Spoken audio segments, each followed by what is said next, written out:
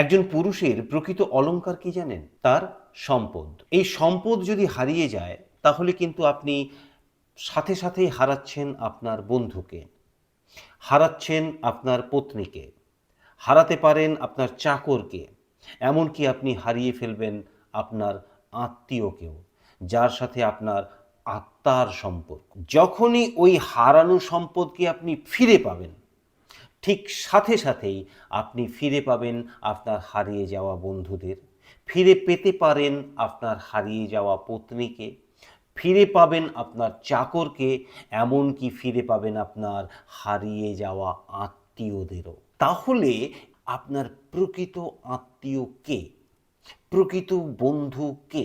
That is the wealth, আপনার সম্পদ। তাহলে এই সম্পদটা কি? শাস্ত্র বলছে পুরুষের সম্পদ হচ্ছে পাঁচটা: ধর্ম, ধন, ধান্য, গুরু বচনম এবং ঔষধ। ধর্ম কি? ধর্ম মানে ওই আবার সেই হিন্দু, মুসলমান, খ্রিস্টান এসব নয়। ধর্ম মানে হলো আপনার স্পেশাল ক্যারেক্টার, যেটা আর পাঁচজনের থেকে আপনাকে আলাদা করে।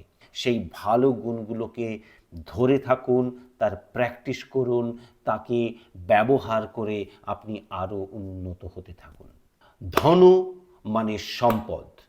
এই সম্পদ শুধুমাত্র ওই স্থাবর এবং অস্থাবর মানে জমি জমা, ব্যাংক ব্যালেন্স ইত্যাদি যা আছে তাকে গচ্ছিত করুন, গচ্ছিত রাখুন এবং তাকে সঠিকভাবে ব্যবহার করে আরও সম্পদ আহরণ করুন। ধান্য অর্থাৎ ফুড, যেখান থেকে যা কালেকশন করেছেন খাওয়ার জন্য, সেই ফুডের অভাব যেন আপনার বাড়িতে না হয়, তার অমর্যাদা যেন না হয়, তার সঠিক ব্যবহার করলে সে আপনাকে অবহেলা করবে না। গুরু বচনম মানে গুরুর দীক্ষামন্ত্র।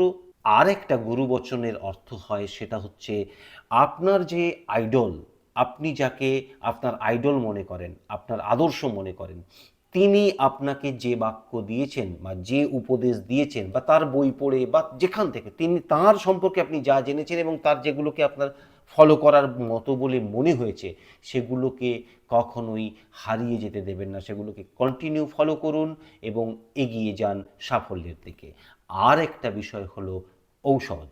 ঔষধ মানে আপনার ফিজিক্যাল এবং মেন্টাল গ্রোথের জন্য বা মেন্টালি যখন আপনি ব্রেকডাউন হচ্ছেন সেই মুহূর্তে যা যা উপকরণ আপনাকে চাঙ্গা করে সেই সব কিছুই ওষুধের মধ্যে পড়ে।